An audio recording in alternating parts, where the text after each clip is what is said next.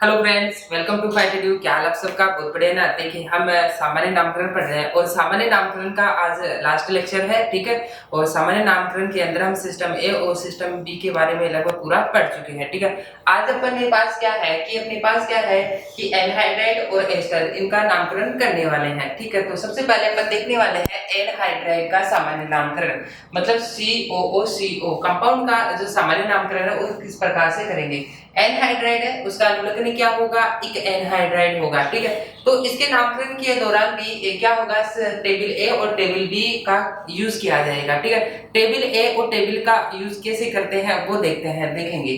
जो एनहाइड्राइड है, एनहाइड्राइड का सामान्य नामकरण उनके प्राप्ति स्रोत के आधार पर किया जाता है। किसके आधार पर? प्राप्ति स्रोत के आधार पर किए जाते हैं, ठीक है। इसका अलग हटके है इसका नामकरण देखेंगे। जैसे मान लो कि अपने पास क्या है कि अपने पास एक कंपाउंड है, जैसे मैंने इस तरीके से लिखा CH3 और मैंने यहाँ पे लिखा O और इस तरीके से ये अपने पास क्या है कि एनहाइड्राइड है, ठीक है। तो इसका नामकरण हमें चेक करना है कि किस तरीके से नाम देंगे। तो अपने को सबसे पहले ये पता होना चाहिए कि जो एनहाइड्राइड है ये इसका प्राप्ति स्रोत क्या है, मतलब ये किससे मिलकर बना हुआ होगा, ठीक है। तो ध्यान रखना, जितने भी एनहाइड्राइड होते हैं वो कार्बोक्सिलिक एसिड के निर्जलीकरण से बनते हैं। मैंने क्या बोला? कार्बोक्सिलिक एसिड के निर्जलीकरण, मतलब है कार्बोक्सिलिक अम्ल होंगे, दो कार्बोक्सिलिक अम्ल होंगे, उनमें से क्या होगा? गर्म करेंगे तो वाटर निकल जाएगा और वाटर निकलने के बाद में क्या बनता है? एनहाइड्राइड बनता है, ठीक है। अब देखेंगे अपने पास क्या है कि एक एनहाइड्राइड है। अब ये कितने कार्बोक्सिलिक एसिड से बना होगा, चलो चेक करते हैं, ठीक है।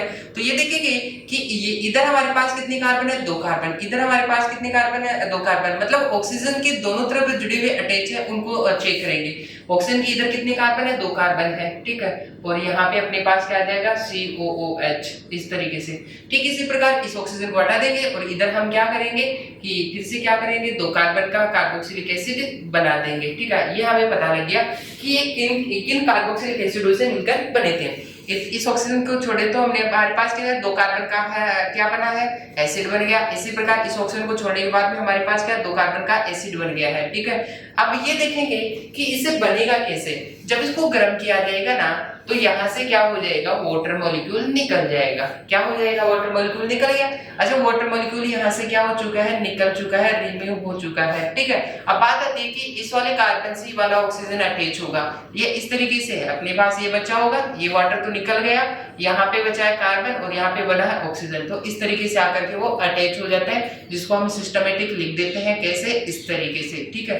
तो बात समझ में आई? ओके। अब बात आती है कि इन्हें जो प्राप्ति स्रोत है, मतलब जिन कंपाउंडों से बनाया गया उनका नाम क्या है। अच्छा, ये कार्बोक्सिलिक एसिड है। अच्छा, कार्बोक्सिलिक एसिड में क्रियात्मक समूह में कार्बन है, तो इसका नामकरण किस सिस्टम से करेंगे? सिस्टम बी से करेंगे, ठीक है। तो सिस्टम बी भी हमारे पास क्या है? टेबल ए और टेबल बी। टेबल ए में तो कार्बन की संख्या बताएगी और टेबल बी क्या होगा? टेबल बी होगा क्रियात्मक समूह का अनुलग्न। अच्छा, इसमें कितने कार्बन है? 1 कार्बन है और 2 कार्बन। 2 कार्बन के लिए क्या काम में लेते हैं अपन? एसिड। और उसके बाद में कार्बोक्सिलिक अम्ल है, कार्बोक्सिलिक अम्ल का अनुलग्न क्या होगा? कार्बोक्सिलिक अम्ल का अनुलग्न होगा इक एसिड। तो यहाँ पे लिखेंगे इक एसिड, इक एसिड। तो ये बना एसिटिक एसिड, एसिटिक एसिड, ठीक है। अब हमारे पास जो एनहाइड्राइड बना है उसका नाम हम दे सकते हैं। क्या है इसका नाम? है ये एसिटिक तो आएगा, ये एसिड की जगह एनहाइड्राइड लिखना है। क्या लिखना है? एनहाइड्राइड। तो हम यहाँ पे लिखेंगे एसिटिक और एसिडिक इसकी जगह क्या लिख देंगे? देखेंगे एसिडिक तो आ चुका हमारे पास, इसकी जगह क्या लिखेंगे? Anhydride, anhydride, acidic anhydride. तो इस कंपाउंड का इस तरीके से नामकरण हो गया है, ठीक है। चलो और समझते हैं। अपने पास क्या है? जैसे मान लो कि हमारे पास क्या है कि एक इस तरीके से हो सकता है CH3 और ये मैंने लिखा है यहाँ पे C, और इसी तरीके से और भी हो सकता है CH3 CH2 और यहाँ पे अपने पास ये है और ये है, इस तरीके से, ठीक है।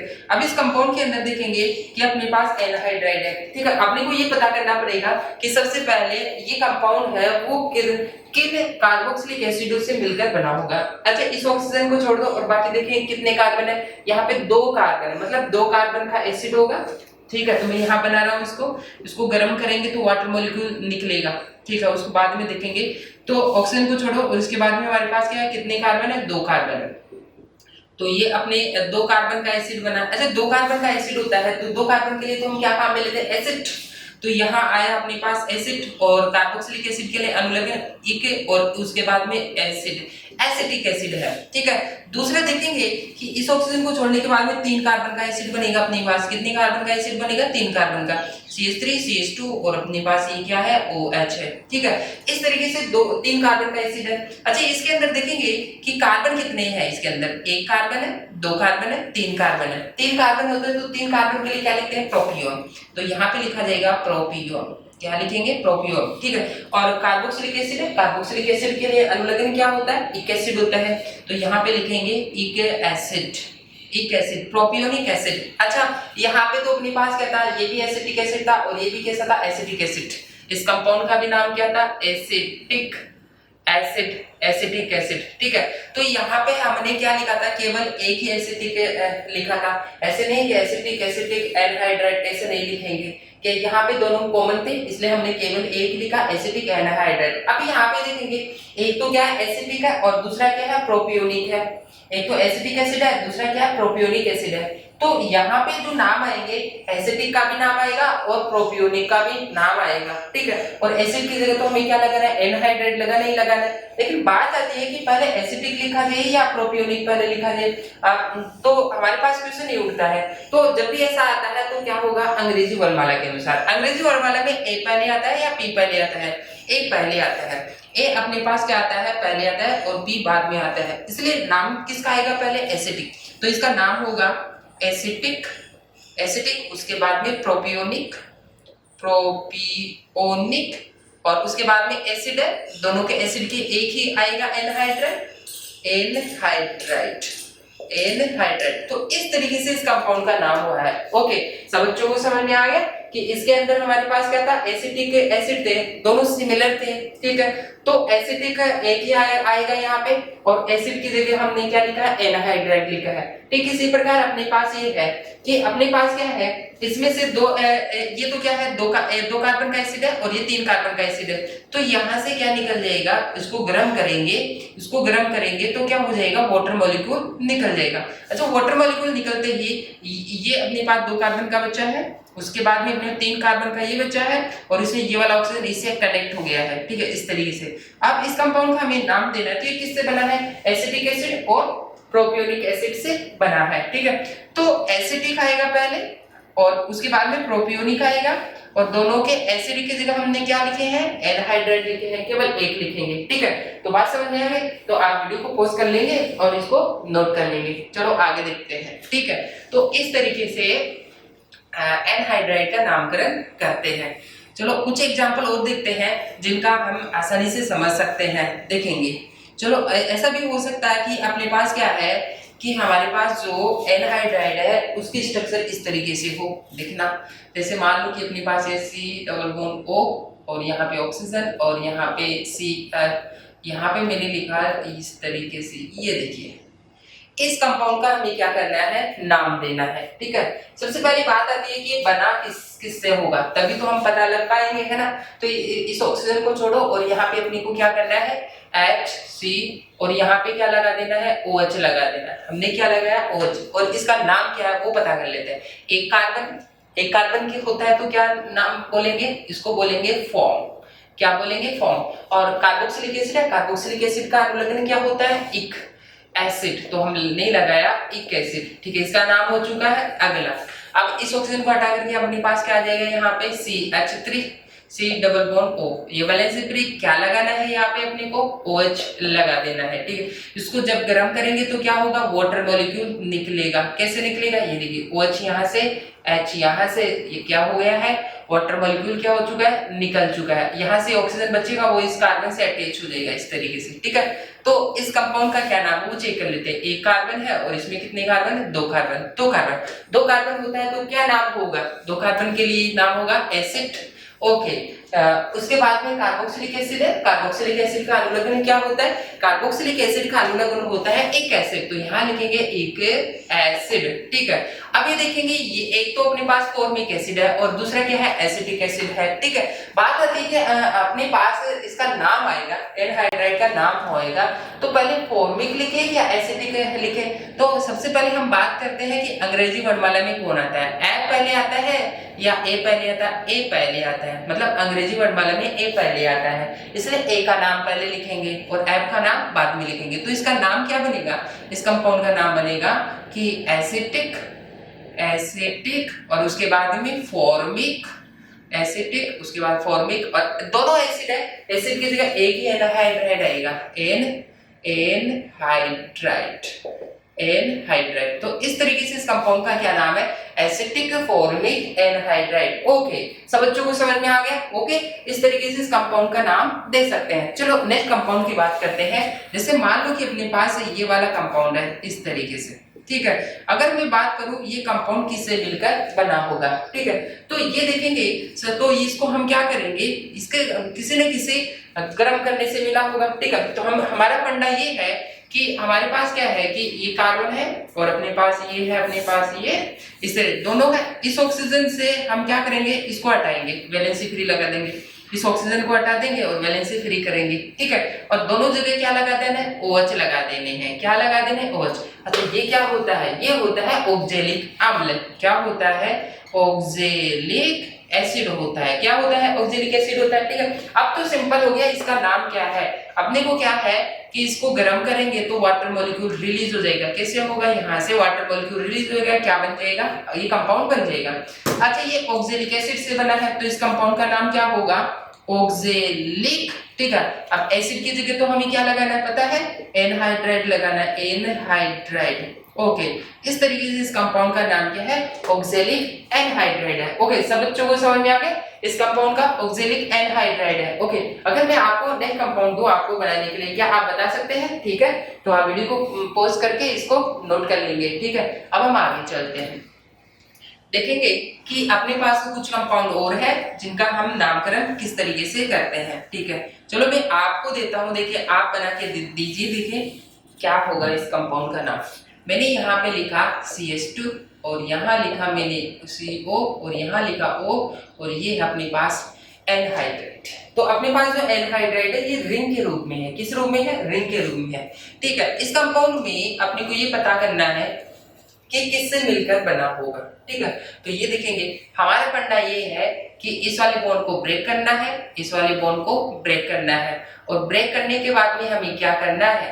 अच्छा, मैंने ब्रेक किया, वैलेंसी फ्री, ठीक है, और दूसरा ब्रेक किया, वैलेंसी फ्री। हमें क्या करना है? यहाँ पे लगाना है OH और यहाँ पे भी लगाना है OH, लगा देना है, ठीक है, लगा दिए। उसके बाद में हमें क्या करना है? गर्म करना है, और गर्म करते ही क्या निकाल देना? वाटर। कैसे निकलेगा? यहाँ से OH और यहाँ से H, ये निकल गया वाटर, ठीक है, वाटर निकल गया। ये वाला ऑक्सीजन किससे जुड़ेगा? इस कार्बन से, और इस तरीके से बन चुका है, ठीक है। इस तरीके से बात समझ में आ गई? ओके, अब हम बात करते हैं कि इस कंपाउंड का नाम क्या है। इस कंपाउंड का अगर हमें नाम पता लग जाए, ठीक है, इस कंपाउंड का नाम होता है, इस कंपाउंड का नाम होता है मेलोनिक एसिड। हम पीछे पढ़े थे कि हमारे पास क्या है? ओमस गैप्स, ये हमने पढ़ा था। ये तो ऑक्जेलिक एसिड था, ये मेलोनिक एसिड है। तो अपने पास क्या है? ये तो कितने कार्बन का होता है? 2 कार्बन का होता है। ये कितने कार्बन का होता है? 3 कार्बन का होता है, ठीक है, 3 कार्बन। अच्छा, 3 कार्बन का है इसमें और एसिड है, तो क्या होगा? Malonic acid. तो इसका नाम है मेलोनिक एसिड, ठीक है। अब तो सिंपल हो गया, इस कंपाउंड का क्या नाम है? अपने को पता है मेलोनिक एसिड है, एसिड की जगह क्या लिखना है? एनहाइड्राइड। तो इस कंपाउंड का नाम है malonic anhydride, malonic anhydride. Okay, समझ में आ गया? मतलब एसिड की जगह क्या लिखा है हमने? एनहाइड्राइड लिखा है, ठीक है। चलो आगे चलते हैं। अब मैं अगर आपको और कंपाउंड दूं तो आप उन कंपाउंडों का नाम बना सकते हैं, ठीक है। चलो मैं आपको होमवर्क देता हूं, आप इसको बनाना, ठीक है। मैंने दिया आपको CH2 और यहाँ CH2 और यहाँ दिया मैंने O, और यहाँ दिया मैंने O, और ये बना दिया मैंने एनहाइड्राइड। आप ये पता कीजिए कि ये किन कार्बोक्सिलिक एसिड से मिलकर बना है, ठीक है, और उस कार्बोक्सिलिक एसिड का नाम पता कीजिए और उसके आधार पर इस कंपाउंड का नाम देंगे, ठीक है। तो आप वीडियो को पॉज कर लेंगे और इसको नोट कर लेंगे, ठीक है। तो इस तरीके से हमने क्या सीखा है, एनहाइड्राइड का नामकरण सीखा है। अब हम सीखेंगे किसका नामकरण, एस्टर का नामकरण कैसे करते हैं, ठीक है। तो आप वीडियो को पॉज करके इसको नोट कर लेंगे। चलो आगे चलते हैं, ठीक है। अब हम आगे चलते हैं, अगले कंपाउंड की तरफ चलते हैं। देखिए आप अपने पास है, नेक्स्ट है किसका नामकरण पढ़ने वाले हैं। अब हम नामकरण पढ़ेंगे एस्टर का नामकरण, ठीक है, जो कि सामान्य नामकरण का लास्ट टॉपिक है अपने पास। बाकी सभी का नामकरण हम कर चुके हैं, ठीक है, देखेंगे। तो अपने पास क्या है, एस्टर, सबसे लास्ट में अपने पास क्या है, एस्टर, COOR। एस्टर का सामान्य नामकरण, किसका नामकरण, एस्टर का सामान्य नामकरण, ठीक है। इस एस्टर का सामान्य नामकरण थोड़ा अलग हटके है, अच्छे से समझ लेना है इसको, ठीक है। देखते हैं एस्टर क्या होता है। एस्टर ये होता है, अगर हमारे पास ये समूह होता है इसको एस्टर लिखते हैं, ठीक है। अब ये देखेंगे कि अपने पास यहाँ पे COOR है, इस वाले समूह को हम किस तरीके से लिख सकते हैं, ऐसे भी लिख सकते हैं। बात समझ में आए कि हम इन कंपाउंड को कैसे कैसे लिख सकते हैं। अच्छा, इसी को हम ऐसे लिख रहे थे अभी COOR, ठीक है, या ऐसे या फिर ऐसे लिखा हो तो इसका मतलब क्या होगा, वो एस्टर होगा। क्या होगा, एस्टर होगा, ठीक है। अब ये देखेंगे कि अपने पास यहाँ पे ऑक्सीजन से जुड़ा हुआ जो R होगा वो क्या होगा, प्रतिस्थापी होगा। मैंने क्या बोला, ऑक्सीजन से जुड़ा R क्या होगा, प्रतिस्थापी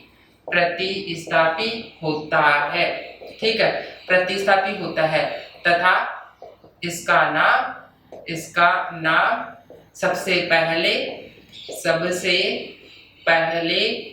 लिखा जाता है, ठीक है।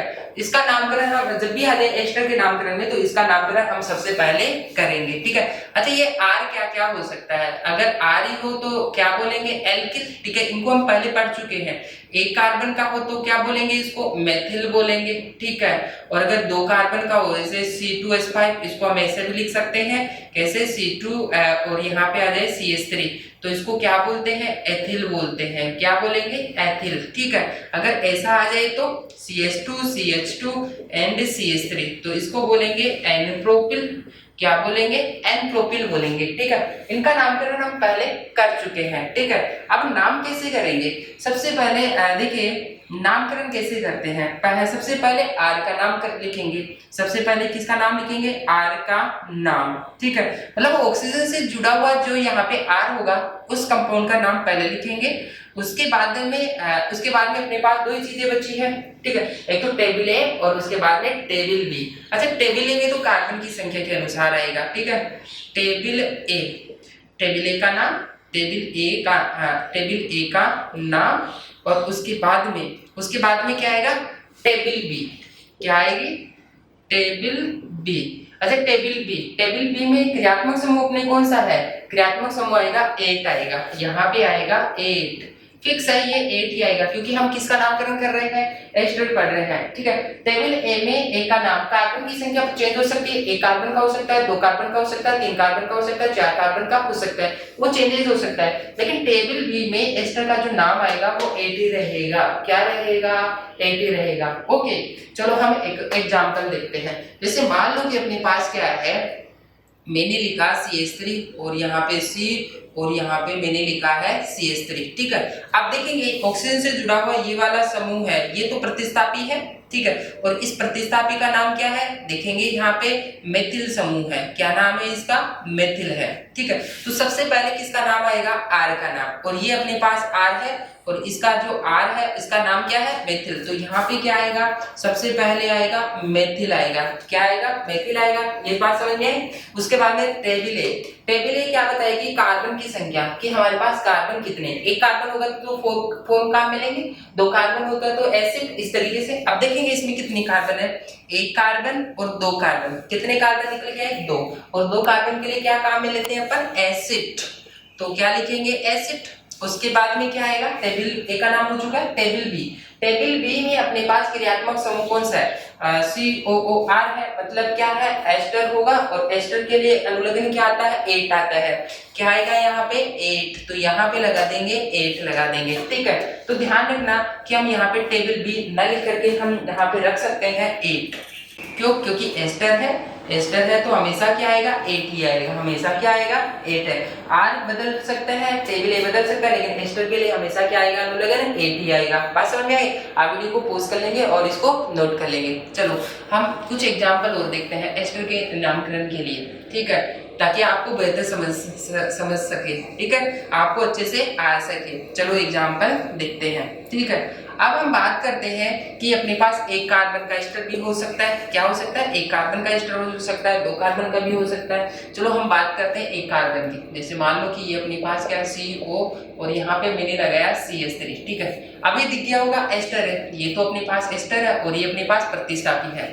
अच्छा ये अपने पास क्या है, R है, और R का नाम क्या लिखते हैं सबसे पहले, और इस R का नाम यहाँ पे क्या है, मेथिल है, क्या है, मेथिल, तो इसका नाम तो होगा क्या, मेथिल, ठीक है। और सबसे पहले क्या आएगा, अभी हमारे पास नामकरण के लिए फंडा आएगा क्या, सबसे पहले R का नाम, सबसे पहले किसका नाम लिखेंगे, R का नाम, उसके बाद में टेबल ए का नाम, और उसके बाद में क्या लिखने वाले 8, तो इस तरीके से है, ठीक है।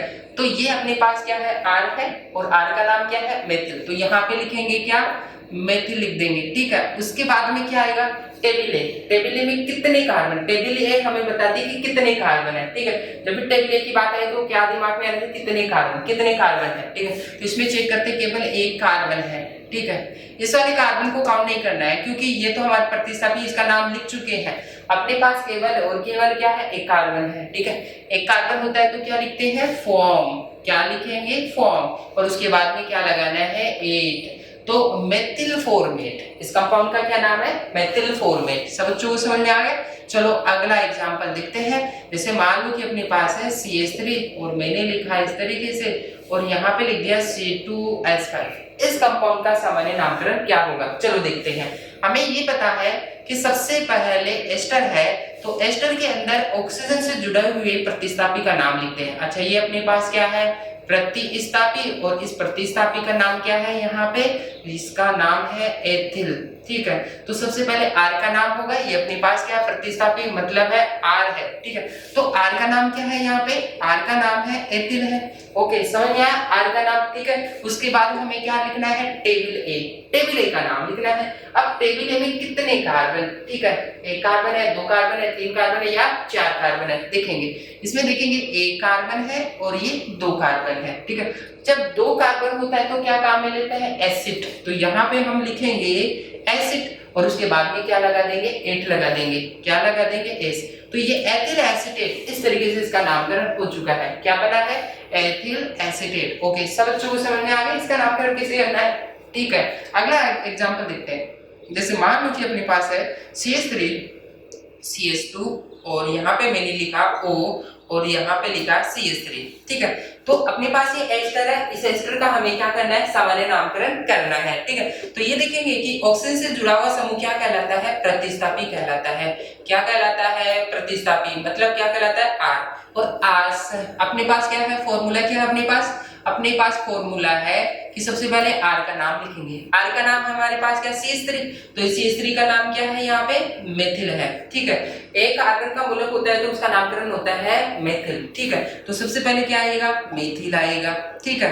उसके बाद में टेबल ए क्या बताती है कि कितने कार्बन, ठीक है, कितने कार्बन है, 1 कार्बन है, 2 कार्बन है या 3 कार्बन, तो चेक करना पड़ेगा कंपाउंड को, एक पहला कार्बन, ये दूसरा कार्बन और तीसरा कार्बन। क्रियात्मक समूह के कार्बन को 1 नंबर देते हैं हमेशा, ध्यान रखना, ठीक है। तो हमने नंबर दे, कितने कार्बन मिले अपने को, 3 कार्बन मिले, तो 3 कार्बन होते हैं तो क्या काम मिलेंगे, प्रोपियोन, क्या काम मिलेंगे, प्रोपियोन, ठीक है। ये प्रोपियोन हो गया, और उसके बाद में एस्टर है, उसका अनुलग्न क्या आएगा, 8, क्योंकि एस्टर है, एस्टर का अनुलग्न क्या होता है, 8 होता है, क्या होता है, 8, तो यहाँ पे लिख देंगे 8, ठीक है। तो ये बन चुका मेथिल प्रोपियोनेट, इस कंपाउंड का क्या नाम है, मेथिल प्रोपियोनेट, ओके। सब बच्चों को समझ में आ गया, ओके। अब हम बात करते हैं कि हमारे पास ये कंपाउंड और भी डिफरेंट टाइप का हो सकता है। ठीक है, चलो देखते हैं, वीडियो को पॉज कर लेंगे और इसको नोट कर लेंगे। चलो और देखते हैं, आपको मैं होमवर्क देता हूँ और इस होमवर्क को आप बनाना, ठीक है, और कमेंट्स बॉक्स में लिखना कि हमें आया या नहीं आया। ठीक है, चलो देखते हैं, मैं आपको होमवर्क देता हूँ। सबसे पहले हमारे पास क्या है कि जैसे मान लो कि अपने पास ये है कंपाउंड, मैंने लिखा है यहाँ पे CH3 CH2 CH2 और यहाँ मैंने लिखा O और यहाँ पे लिख दिया OCH3। ठीक है, इस कंपाउंड का नाम क्या है? एक तो ये आपको इसका आंसर देना है आपको। दूसरा कंपाउंड अपने पास है CH3 CH2 CH2 और यहाँ पे मैंने लिखा ये और यहाँ पे लिख दिया C2H। पर इस कंपाउंड का नाम क्या होगा? नेक्स्ट कंपाउंड देखना, और नेक्स्ट कंपाउंड अपने पास ये है CH2 एंड CH3। इस कंपाउंड का क्या नाम होगा? ठीक है, तो कितने कंपाउंड है? 3 कंपाउंड। एक कंपाउंड और दे देता हूँ मैं आपको। ठीक है, जैसे CH3 और यहाँ पे मैंने लिखा COO और यहाँ पे लिख दिया मैंने क्या, यहाँ पे अपने पास है CH2 CH2 एंड CH3। इस कंपाउंड का क्या नाम होगा? ठीक है, तो आपके लिए होमवर्क के लिए कितने कंपाउंड है? यहाँ पे 4 कंपाउंड है। ठीक है, तो इन चारों कंपाउंडों को आप बनाइए। ठीक है, कोशिश कीजिए, आपसे बनेगा आराम से। ठीक है, तो हमने क्या किया है कि हमारे पास क्या है कि सामान्य नामकरण ये कंप्लीट हो चुका है। सामान्य नामकरण के अंदर हमने ये पढ़ा है कि हमारे पास क्या है कि सिस्टम ए और सिस्टम बी के आधार पर नामकरण करते हैं। ठीक है, तो सिस्टम ए और सिस्टम बी बहुत ज्यादा इंपॉर्टेंट है। अब नेक्स्ट क्लास के अंदर हम आईपीसी नामकरण शुरू करने वाले हैं। ठीक है, और आईपीसी नामकरण से पहले हमारे पास एक टॉपिक और रह चुका है व्युत्पन्न नामकरण। ठीक है, तो व्युत्पन्न नामकरण पढ़ने वाले हैं पहले, उसके बाद में हम क्या पढ़ेंगे? आईपीसी नामकरण करेंगे। ठीक है, तो बात समझ में आ गई? आज की क्लास आपको कैसी लगी कमेंट्स में जाकर के लिखेंगे। ठीक है, ओके, और हमारे चैनल को लाइक करें, शेयर करें और अपने दोस्तों को शेयर करें ताकि वो भी इस चैनल से बेहतर बेनिफिट पाए और वो भी केमिस्ट्री सीख सके। जिस तरीके से आपको इन केमिस्ट्री इस लेक्चर की आवश्यकता है, ठीक इसी प्रकार उनको भी इस लेक्चर की आवश्यकता है। ठीक है, तो आज की क्लास के लिए इतना ही काफी है। थैंक यू, धन्यवाद, नमस्कार।